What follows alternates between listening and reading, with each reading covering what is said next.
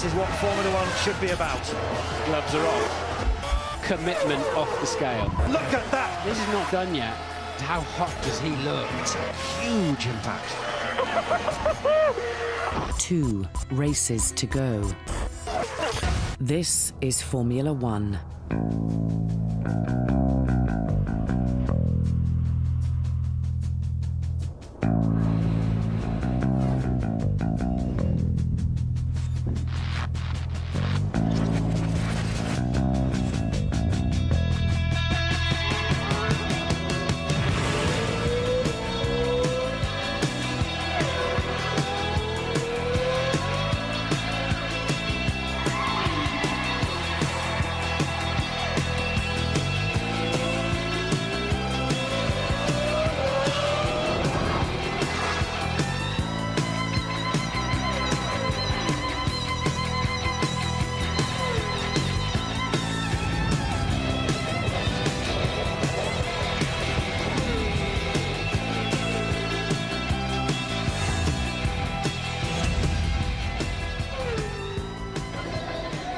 Good afternoon and welcome to the penultimate race of the 2010 Formula One season. And once again this year it looked like Ferrari were going to fail to match up to the huge expectations they've learned to live with.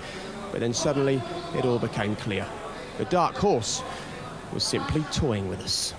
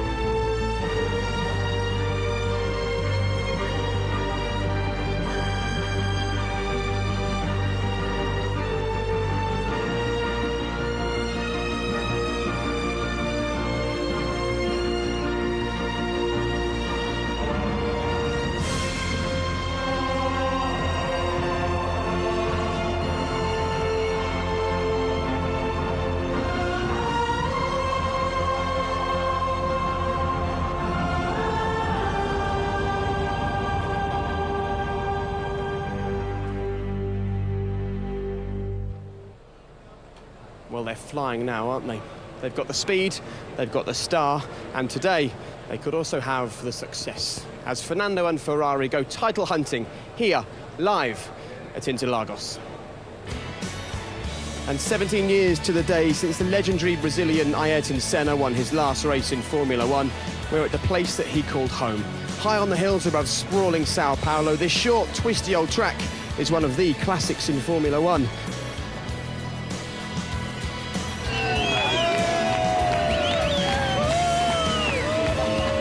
And the fans who once revered the Sennas, the Piquets and Fittipaldis will once again bring the passion as they simultaneously bring this place to life for its annual performance in front of the world. And performing for us once again, as always, this weekend, David Coulthard and Eddie Jordan. Lovely to see you both. Two men who both won here during their careers and who both turned up here because we all love the passion on display here in Brazil. You only have to look up at the grandstands here to realise that there really is a true love for motor racing in this part of the world. But sadly, along with that comes a fair amount of danger as well. And I'm sure if you woke up to the morning papers today, you'll know that Jenson Button, after leaving the circuit here last night, was the victim of an attempted armed attack. Well, we're very pleased to say that Jenson and everybody else in the car are absolutely fine. I'm sure you can understand that when they arrived here this morning there was plenty of interest in what Jenson had to say, and Lee McKenzie spoke with him. Jenson, good to see that you're okay. Just describe what happened for us, please. I was with our driver heading down just outside the circuit, about a kilometre away, if that, and pulled up with some traffic lights about 3 rows back. It's a 3-lane road, and so there's sort of 6-7 cars in front of us. And we looked to the right, and sort of an entrance to a building. And suddenly there were sort of 6 or 7 guys there that looked a bit suspicious, but you don't really think anything of it. They were quite young in their 20s, I'd say. And then Richard, my manager, who sat in the back, noticed that one guy had a sort of a baton down his arm.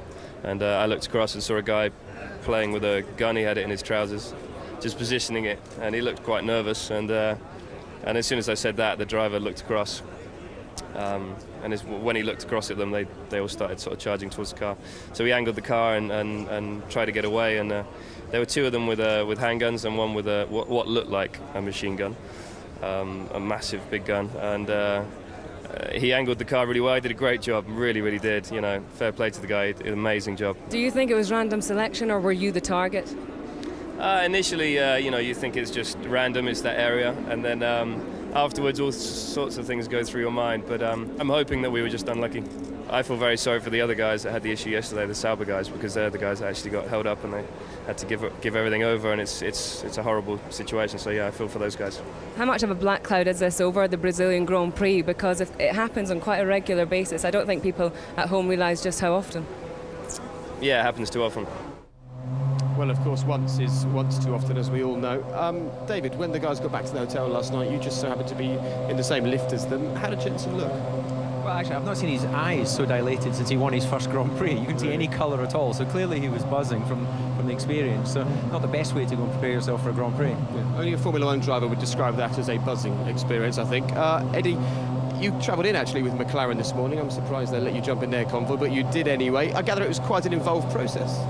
Well, it was, and as a result of yesterday, this is quite embarrassing for the country because really it's a super place. But just to give you an idea, there was armed guards at front with outriders, and then there was Lewis's car, armour-plated, of course, as indeed then following behind was Jensen, and I came in with Martin Whitmarsh, again, armour-plated car and security and outriders behind. So it was quite tough situation to be in. Sure. I think the general feeling from the Brazilians here is one of embarrassment, really. But what we mustn't do is allow this to overshadow a really very special weekend for Sao Paulo and Interlagos. This is how the season has gone so far. We arrive here for the penultimate race of the year, and you just have to look at this to see that in the first half of the year, Fernando Alonso really was struggling. However, the past few races mean that he turns up here with a chance to be crowned the Formula 1 world champion today. And will he be returning to Italy a hero? Well, actually, history suggests that he just might. Formula 1 rules in Sao Paulo. This could be another special day at Interlagos. Another stunning piece of driving under pressure from Button. Jensen Button through. It's only lap 7, I'm out of breath already. Brilliant driving all round. Jensen Button, the 2009 world champion. We are world champions! World champions!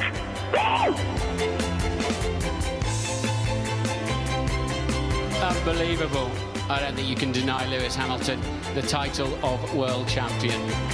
Perfect start from the two Ferraris. Kimi Räikkönen takes the 2007 World Championship from under the nose of McLaren. Brilliant.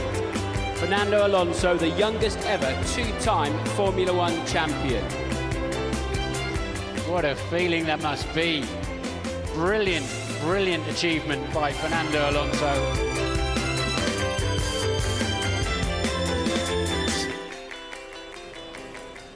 Great scene, so the title has been won every single year here for the past 5 years, and to make it 6 in a row, Fernando Alonso will have to beat the boys in this garage and also the boys in Red Bull as well. 4 of the fastest drivers in the world he's up against today, and this is how close it's looking in the title battle at the moment. Now, if you say there are 42 points between the 5 fastest guys, you might think 42 points, that's an awful lot. Well, not anymore, because these days in Formula 1 it's 25 points for a win. And even if the title isn't won in the next 71 laps today, plenty could still be decided. My advice, get yourself a calculator.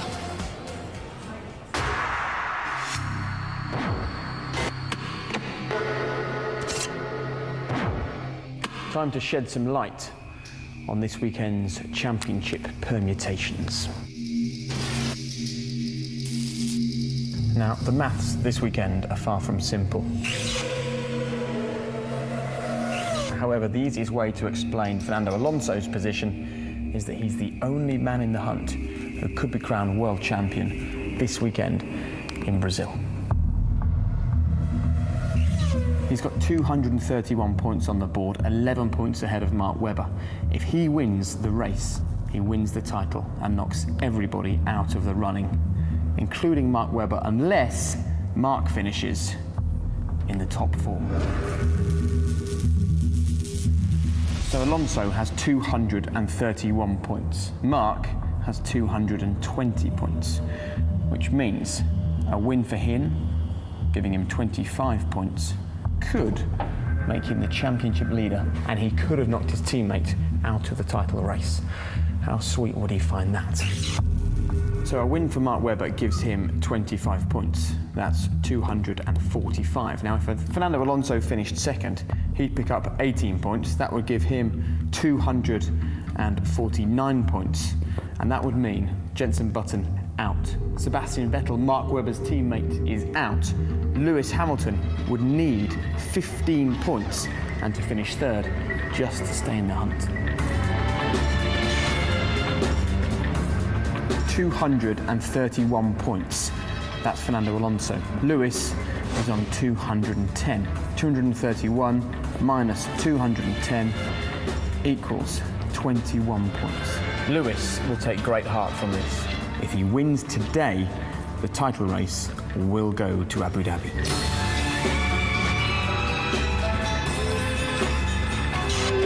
Because Sebastian is 25 points behind, to stay in the reckoning, he must finish in the points, which means he needs to be in the top 10. And to make things even more complicated, Vettel must finish in front of Fernando Alonso.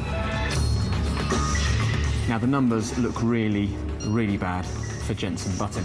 He is 42 points behind Fernando Alonso. Now, there's only 50 points left up for grabs, which means that Jenson, even if he wins today and picks up 25 points, Fernando Alonso just needs 8 points for finishing in the top 6, and Jenson is out of the title race.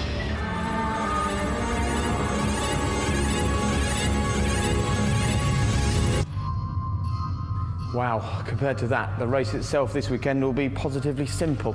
5 men in the title hunt, 2 races left, 25 points up for grabs. The permutations are pretty much endless. However, one thing is definitely certain. This weekend in Brazil, for these boys, it's make or break. Hands up, who's confused? Clear as mud, Jake. Yeah, okay, well, you can be the maths monitor for today then, Eddie. I knew you'd say you can work it out. I used to do maths on the pit wall once upon a time. As do the drivers in their heads when they're racing here as well. It's so much about Fernando Alonso, this title race. How much will the other drivers be wanting information on where he is and how things are standing? Well, obviously they've gone through all that ahead of the race, but what's quite clear is you're not going to drive for points unless you are in a position that's going to maximise your, your position in the championship. Fernando is obviously a little bit on the back foot in 5th place, but this race, it's in many ways it's all about Sebastian Vettel, Lewis Hamilton have got to win this race, bring themselves back into it. And talking about that, they will be expecting support from other members in their team. And take Lewis Hamilton, for example, he'll want support from Jenson Button. How much can we expect Sebastian Vettel to perhaps be asked to move aside from Mark Webber today, do you think? I don't think so. I think this is a straight race. I think Red Bull have made it very clear. We've all seen earlier on today, all team principals, particularly Christian Horner, deep in conversation. I can only imagine that was with DT Matisic, and I presume they are absolutely understanding what they expect each other to do. Okay, well, it is rather confusing, but it will be slightly clearer if you're watching us on the BBC One HD channel, because we're there in upscaled, higher definition, so you can enjoy your first Grand Prix on that channel today if you so choose. So we know where the guys stand as far as the title's concerned, but where do they stand with regards to today's race? Here's Ted Kravitz. On a track still wet from early rain, qualifying presented an opportunity for the title contenders to slip up. But while they all survived, none would take pole position. Making it hard for themselves were the Force India drivers, ruining each other's laps, and not for the first time. Yeah, it was too close for the teammates. I don't know what's wrong with him, but he did it several times in this year. I think he's just a little bit over the place. I had the same problem many times this year as well, so I don't think he can complain. There were more squabbles in the midfield. Nico Rosberg felt Sebastian Buemi had held him up, but stewards ruled that the Toro Rosso was far enough ahead as to not be a factor. he needs to be penalised. He already has a penalty, I think, for this race. I'm hoping he's going to get another one. I think he's a little bit overexcited about it, to be honest, because I already got a penalty with him in Spa. If he's disappointed because he doesn't have a quick enough car, it's not my problem. As if his championship position wasn't fragile enough, Jenson Button became the big-name disappointment of qualifying. Problems with the brakes and overheating tyres left him out of the top 10 and looking like out of title contention. Car performance just another thing to add to an eventful Saturday for the world champion. We put new tyres on at the end of the qualifying, and on my first lap it was alright, but the second lap I'd damaged the tyres too much to get a lap out of them, so I pitted. So yeah, it's disappointing not to get in the top 10, but I've started from worse places here and done okay. Ferrari are also facing an uphill struggle. Felipe Massa's just 9th on the grid, while championship leader Fernando Alonso is behind his immediate title rivals. This race now all about limiting the damage to his 11-point lead. For us, main priority is to increase the gap with the second guy. Now it's 11 points to Mark. If we can finish tomorrow afternoon with more than those 11 points, will be great. If we have to give some points, hopefully not too many. The last 5 minutes of qualifying were breathless as the track dried out and the slick tyres went on. This was a great opportunity for Lewis Hamilton to beat the Red Bulls on the grid, but fourth was the best he could manage, behind Mark Webber and Sebastian Vettel. The Red Bull duo second and third, and well placed to make up the championship ground they lost at the last race in Korea.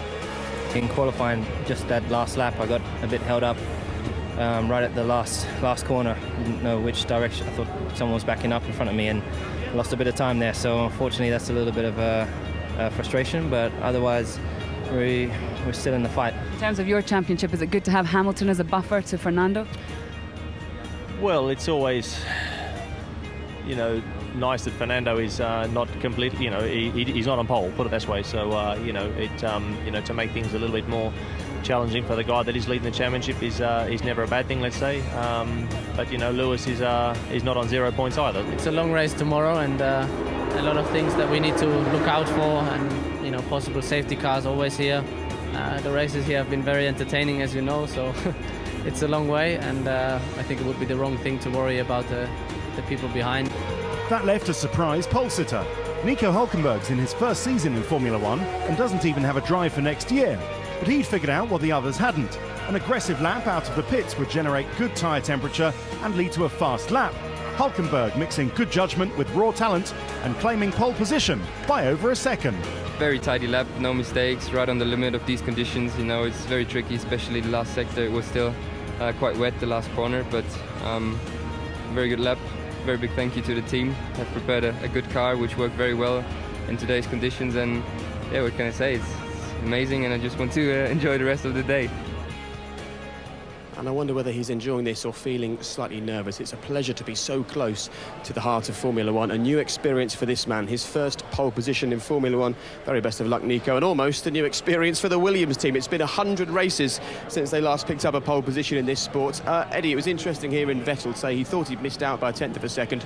Then he realised it was a tenth and a whole second as well. An incredible performance. Probably the biggest margin. I'm not sure. The calculators will probably work on that as well. But this was a remarkable position, because we rightly said yesterday the person who will be last over the line with one lap left is going to be pole position. As it happened, he didn't need it. He was remarkable. This was a great show. And how will Lewis Hamilton be feeling about the fact that actually a car that's markedly slower than the Red Bulls is in front of the Red Bulls and could maybe back them into him? Yeah, for him it's a good opportunity, because of course if Nico is able to convert pole into leading this Grand Prix, then everyone's going to have to line up behind him in his dirty air, struggling to overtake. So they'll be hoping that he's still leading the end of this first lap. OK, so a fantastic day for Nico Hülkenberg. A slightly more difficult day, though, for Fernando Alonso. He starts behind three of his closest title challengers. But if there's one thing we've learned in 2010 about the Spaniard, it's that you write him off at your peril. It has been probably the best year in my career in terms of happiness, in terms of motivation. I've been working with the team very close from January, then arrived Bahrain, first race with this fantastic team, won the first race, so amazing feeling. Fernando Alonso wins! Italy has a new hero, Spain already had one. Oh, Alonso there facing the wrong way. That's not the Fernando Alonso we know, love and despise all at the same time, is it? That's not good news for Fernando Alonso. Jump start for Alonso, there's no doubt about it. Alonso jumped the start. This is how Alonso passed Massa coming into the pit lane. Fernando Alonso starting from the pit lane after crashing in practice. Surely he's cut the corner. Drive-through penalty. He will be seething. Alonso has got another championship contender. Fails to score points. Some up and downs in the middle of the season, but then arrive some updates in the car. Arriving in Germany, winning that race as well. We're close to some coded messages here, I think. Fernando is faster than you, Felipe, or something. Fernando is faster than you. Good lad. Just stick with him now. Sorry. Fernando Alonso wins again for Ferrari. But it's not all champagne for Felipe Massa. What a feeling for Fernando Alonso. It's Forza Ferrari, Forza Fernando, and the championship challenge is back on. Winning in Monza for the Italian Grand Prix, then Singapore again. And Fernando Alonso, from pole to flag, has set the standard again. I think I recovered some of the feelings that I missed in the last 2 years, that we were racing just to be in Q3 because we had some difficulties with the car performance. So this year with a competitive car again, I came back to the 2005, 6, 7 feeling.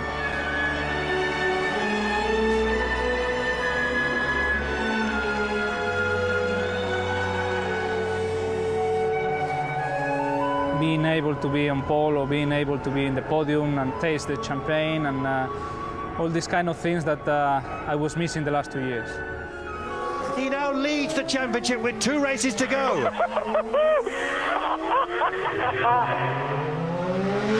Fantastic hearing that laugh. As you can hear, the pit lane is open. The teams are making their way down now towards the grid. The countdown to the penultimate race of 2010 has well and truly started. Less than half an hour to go now. And the old adage, as Fernando Alonso, the World Championship leader, leaves the garage alongside us, is that consistency is king in Formula One, and he is proving that, isn't he? Well, indeed, since Silverstone, at the halfway point of the season, he's outscored anyone else 41 points. So he's in a massive second half of the season.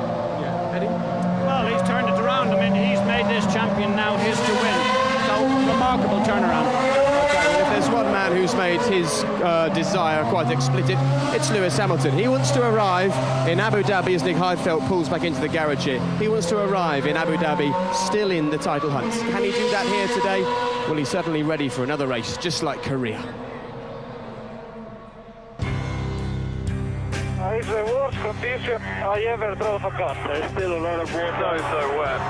It's like a lake on the straight. It's completely impossible. Conditions are good. The track is good. It's getting drier. It's almost intermediate. Just start the race. We should start the race. It was interesting actually listening to your radio chatter in Korea. You wouldn't have heard all the other drivers, but they were saying it's too wet, let's not do this, and then you'd pop on and go, this is fine, let's go racing. Is that a small insight into your mental frame of mind at the moment? You need to be the one that's pushing, you need to be the aggressor. Probably, yeah.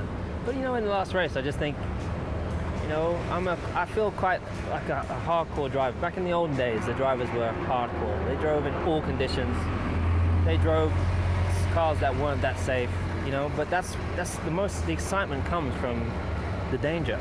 And you remove all aspects of danger in Formula One, there will be no fun. When it's wet, it's dangerous and it's exciting, and it wasn't to the point that it was dangerous for us to drive, really. I mean, you couldn't see fantastically well, but you can never see well in the rain. It's very rare for the man driving the car that isn't the fastest to win the title. Give us an idea of how tricky it is over the course of a season to beat effectively what's been 2 quicker teams than you. Well, you know, it's a team effort, you know, and then at the end of the day, to have the perfect package, you need to have the fastest car, the most reliable, and then the faultless drivers. And we never have any of those. I don't think any team has that. You know, everyone's made mistakes, everyone's had reliability problems. But, you know, sometimes at least you can get one of those right. So Red Bulls have got a very, very fast car. I just said to Sebastian just now, you know, his car is on rails. And he said, well, it's not on rails, but I said it's definitely on rails. to win a championship, in most years, if you don't have the fastest car, you don't win it. But this year's just been up and down. People have made mistakes. You know, reliability issues have made it really exciting.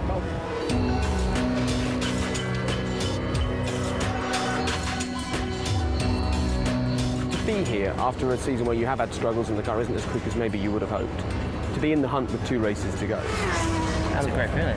It's a great feeling. You know, I think being in the lead and trying to defend is a much worse feeling to be in. You know, oh yeah, it's horrible.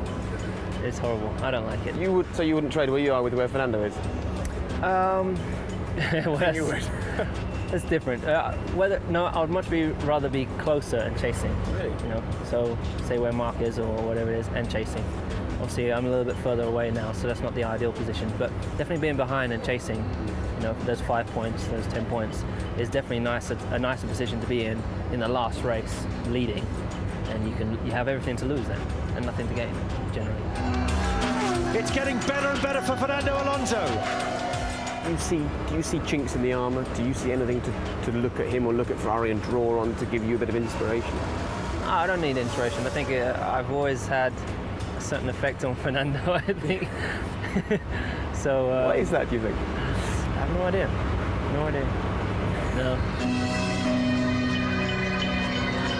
Alonso's wheel change is finished. The lollipop goes up, but he doesn't pull away. Hamilton, queued up behind him, will run out of time to complete his final qualifying run. There's no love lost between these two. He sees me in the mirrors, or I see him in the mirrors, or whatever. You know, there's naturally that competitiveness just switches on. It goes to another level. So that could be his weak point. Who knows?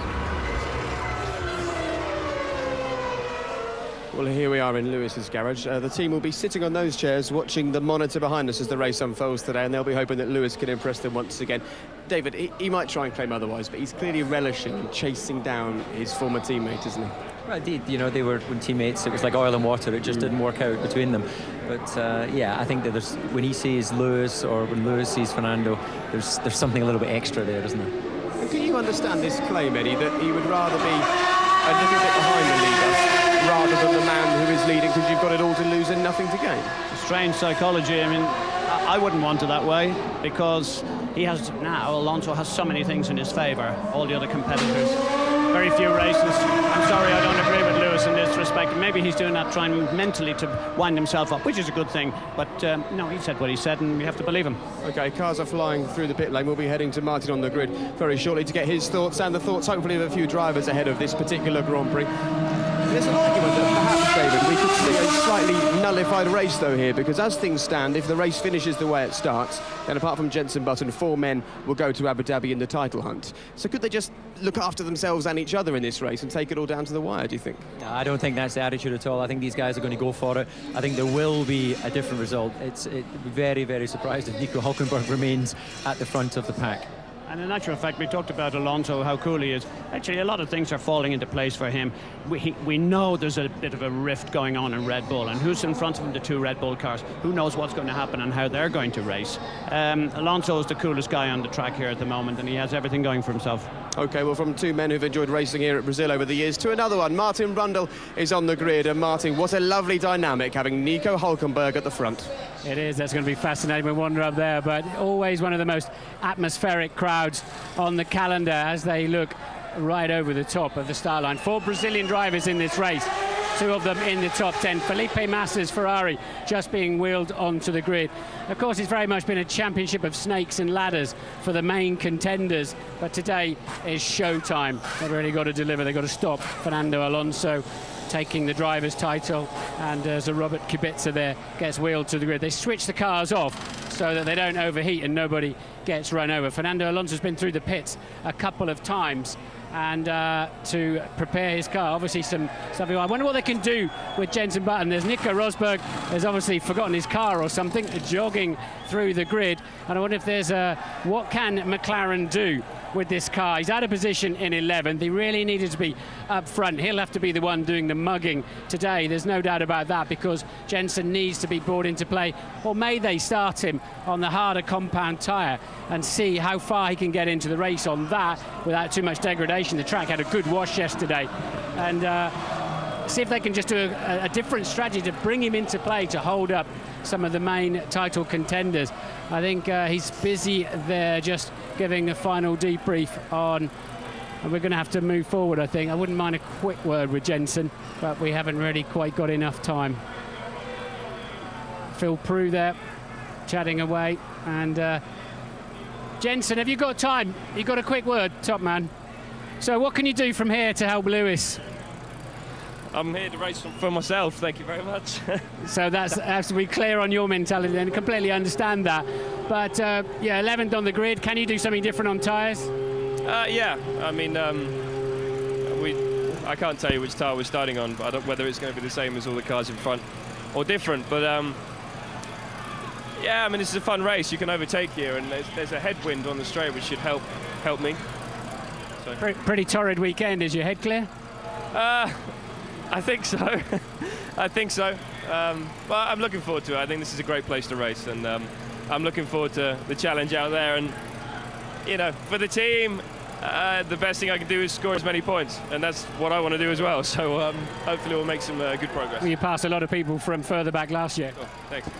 Cheers. Let's go. Let's see if we can find Fernando Alonso. He's being interviewed here. Petrov, interestingly, he did his fastest lap time on the intermediate, so he can start on whatever tyre he likes. He's talking to Mark Slade, his engineer over here. A quick word. So a top 10 quali, you can use whatever tyres you want. What can you do from here? Well, it's a race. It's possible everything. So we try to do maximum what we can. Good luck. Attack into the first corner? We will see.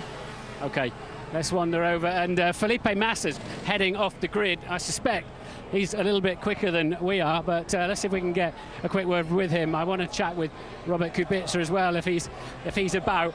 Can you keep up with me, Matt? Can you keep up? Felipe, a quick word? Just a very quick word as you climb the steps. What can you do from there, Felipe, with the how's your car, how's the track? Well, for sure it's much different than yesterday, but anyway, I hope this track can be better for us. You know, Friday was much better than yesterday, so looking forward to have a stronger race than it was not very good in qualifying. Okay, thank you, Nature Calls. And so let's see, I believe Nico Hulkenberg is on the front row of the grid now. What could you do to make this more exciting? We're in World Championship contender land here. Fernando Alonso over there, Lewis Hamilton, Mark Webber, Sebastian Vettel.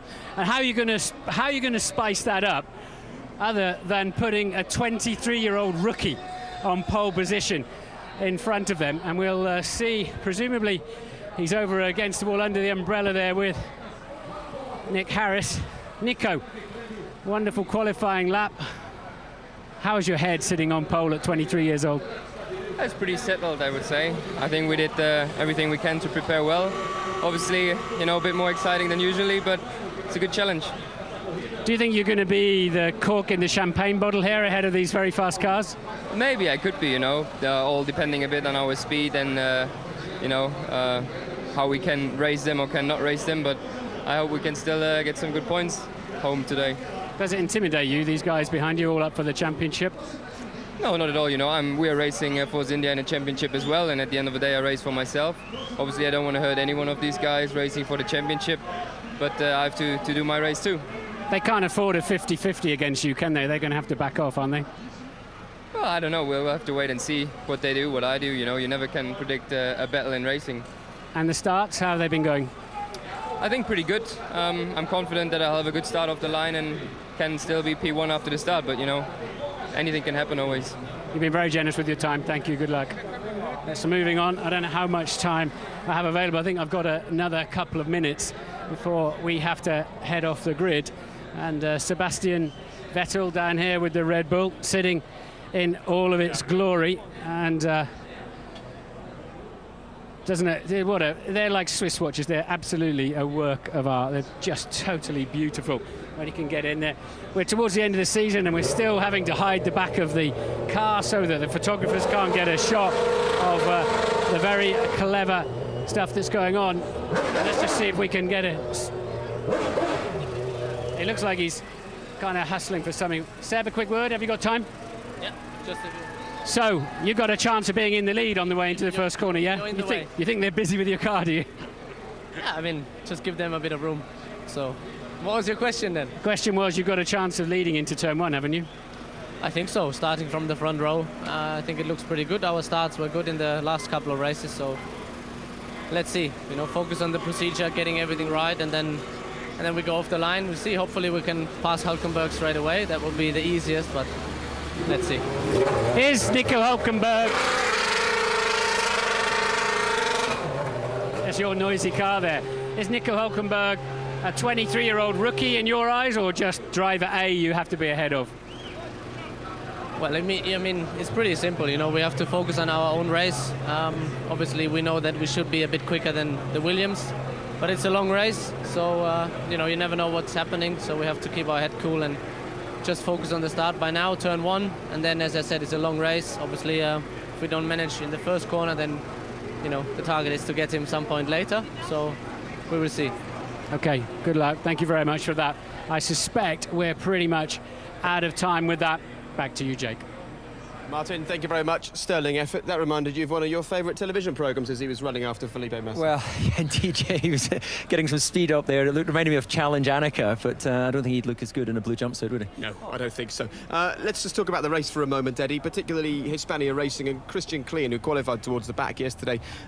We believe he stopped out on the circuit, made his way back to the garage, got a problem with the engine electronics. That's bad news, but we're hearing good news for next season for this team. Very exciting news for a team clearly anchored at the back, but has big ambitions, and that is that they're going to run the Williams whole rear end, gearbox, etc., and suspension, and they've got a new backer, and that's very good news this time of the year for their future. OK, well, Christian Klein will be fighting at the back for today's Grand Prix, but Mark Webber, the man who of course led this championship for so long, knows that if he wins today and in a week's time in Abu Dhabi, he will win the Formula One World Championship. He's talking to Lee McKenzie.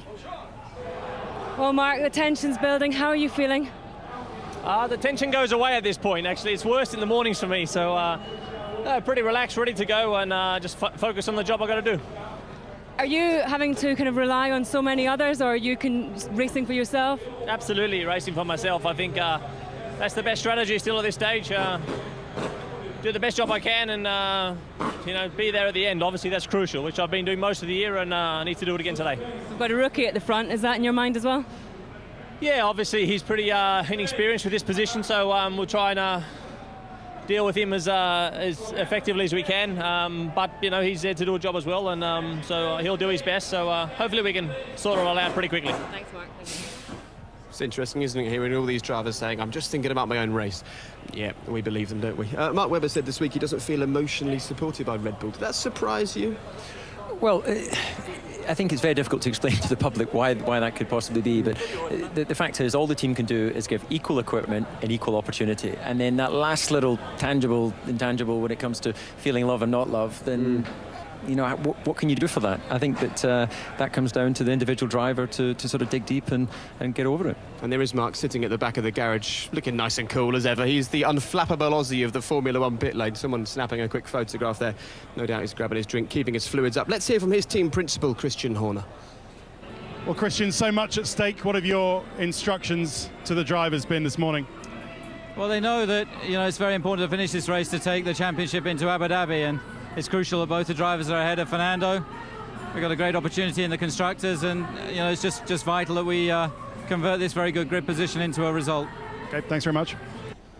Now, Eddie, of course, you're a sort of legendary team principal in Formula One standards, particularly compared to the three men who are pushing for the title at the moment. They're positive rookies, aren't they, at Ferrari, Red Bull and McLaren? But that's also part of the intrigue and the excitement. There have been big heroes in those teams. The Ron Dennises, of course, the Jean Todt. You only have to think in your mind about what great successes they had. But, you know, they're having their chance, their day. And each of the three have done a remarkable season, because this, for me, has been the most exciting season that we've had for a very, very long time. OK, it's been exciting as well for McLaren, of course, because they've got Lewis Hamilton currently fighting for the world title, and mathematically, I suppose, Jenson Button as well. But he had a bad qualifying session yesterday, just to remind you. He starts 11th. Let's hear from their team principal, Martin Whitmarsh. Well, Martin, some changes in Parc Ferme. Jenson's had to change some uprights and drive shafts. Why was that? In the inspection process, if there's something where you've got a damage, I mean, it's fairly regular and routine. If you look at every race there's just a list. It's done under FIA supervision. There's no drama attached to that, I'm afraid. Okay, good stuff. Have a good race. Well, David, how much heart will McLaren be taking from the fact that they've had much better race pace than they have qualifying pace this year? Well, that's where the points are. That's where the prizes come. So, you know, quali makes it a lot easier, obviously, if you're not having to battle. And just to make it clear to people at home how hard Jenson Button's job is today, he made up a load of places last year. He started 14th, he eventually finished 5th, making up 9 places. If he does that again this year, he will still be out of the title race, pretty much. And that's a disappointing thing, because I think Jenson, we saw absolutely the hysteria when he won those couple of races at the beginning of the season. He did a remarkable job of making sure he understood what tyres and position he was. So it's disappointing that he might be excluded from the final race. Beautiful views always here in Brazil as we get towards the Grand Prix. David, tell us how you expect the start of this race to pan out. We've got a slightly slower Williams car. There's the fans getting ready for it. Slightly slower Williams car in front of 3 or 4 guys desperate for the title. How careful will they be around Nico Hülkenberg? Because they can't take too big a risks. Well, you know, Nico's there on merit. He's won a lot of races in the past in Formula 3, GP2, you know, so at the end of the day, it's not like he's got L plates in the back of his car. So what makes this race difficult is the fact that it's blind going into turn 1. You don't see the apex until you actually arrive at it, and that means that there's many incidents that happen there. The main problem really for Nico is he doesn't have the ultimate outright speed, so he is going to be passed into the first corner on the first lap, maybe the second lap, and so it'll be a big job for him to keep himself focused and just think about himself going forward. Look at that, Eddie. Bernie always picks up the trophies, doesn't he? He's the real winner in Formula 1, regardless of who wins the world title. Well, we call him the ringmaster, you can call him the guru, call him anything you like, but no one could have ever have forecasted how exciting this particular season is. I know people have said in the past that he pulls a lot of the strings. He may do, but not on this occasion. OK, well, we're getting very close now to race time indeed. There's Lewis Hamilton gearing up for this race. In the past couple of races, David, have we seen a slightly too aggressive Lewis Hamilton? He's had 3 DNFs recently. I don't think so. Lewis is a racer, and that sticking your nose in and having a go is what led him to be a world champion very early in his career. And you know, you can't get a leopard to change its spots. OK, guys, are we going to see the world championship decided today? No chance. David, what do you think? Well, it's possible, but I hope it goes down to Abu Dhabi. OK, and Red Bull to be the Constructors' Championship?